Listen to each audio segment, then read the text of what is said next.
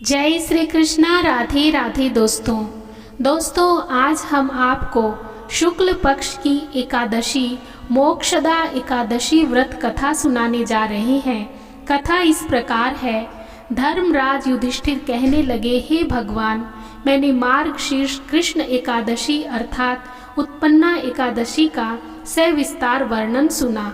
अब आप कृपा करके मुझे मार्गशीर्ष माह के शुक्ल पक्ष की एकादशी के विषय में बतलाइए। इस एकादशी का नाम क्या है और इसके व्रत का क्या विधान है, इसकी विधि क्या है, इसका व्रत करने से किस फल की प्राप्ति होती है।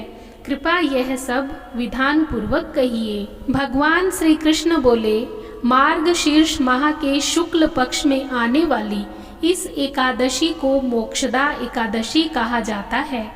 यह व्रत मोक्ष देने वाला तथा चिंतामणि के समान सब मनोकामनाएं पूर्ण करने वाला है, जिससे आप अपने पूर्वजों के दुखों को खत्म कर सकते हैं। इसका महात्म्य मैं तुमसे कहता हूँ, ध्यान पूर्वक सुनो।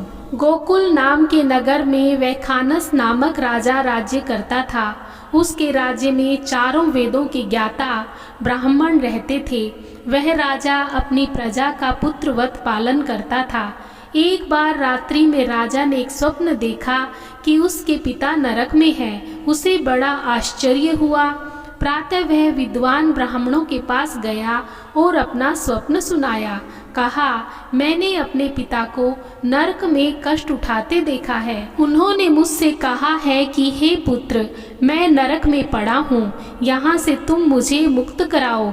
जब से मैंने ये वचन सुने हैं तब से मैं बहुत बेचैन हूँ। चित्त में बड़ी अशांति हो रही है। मुझे इस राज्य, धन, पुत्र, स्त्री, हाथी, घोड़े आदि में कुछ भी सुख प्रतीत नहीं होता। क्या करूं? राजा ने कहा, हे ब्राह्मण देवताओं, इस दुख के कारण मेरा सारा शरीर जल रहा है।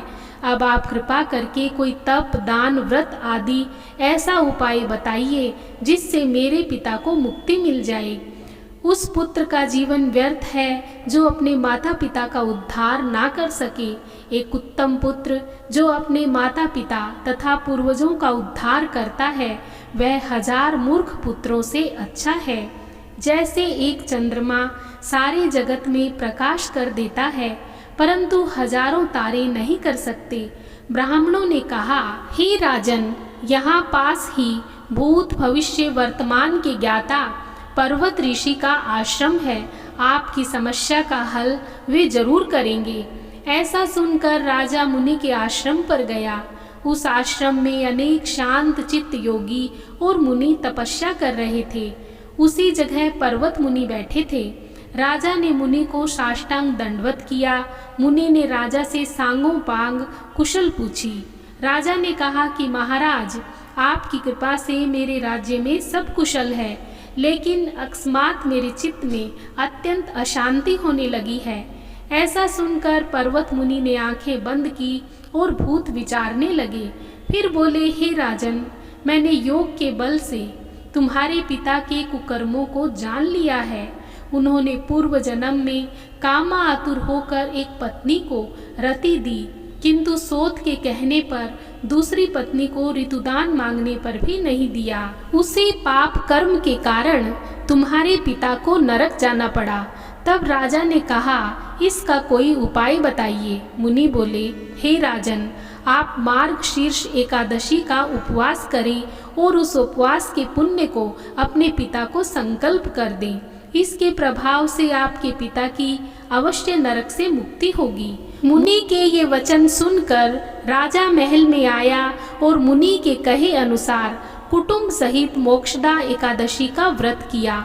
इसके उपवास का पुण्य उसने पिता को अर्पण कर दिया।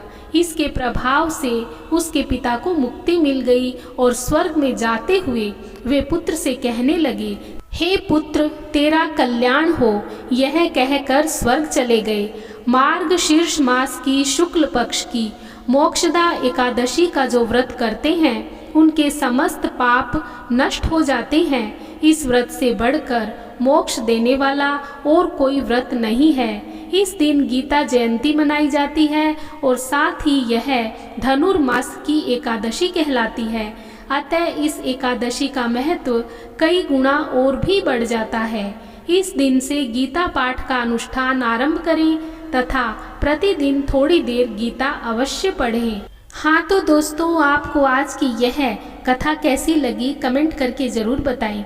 वीडियो पसंद आया हो तो लाइक और शेयर कर दीजिए। जय श्री कृष्णा। राधे राधे। धन्यवाद।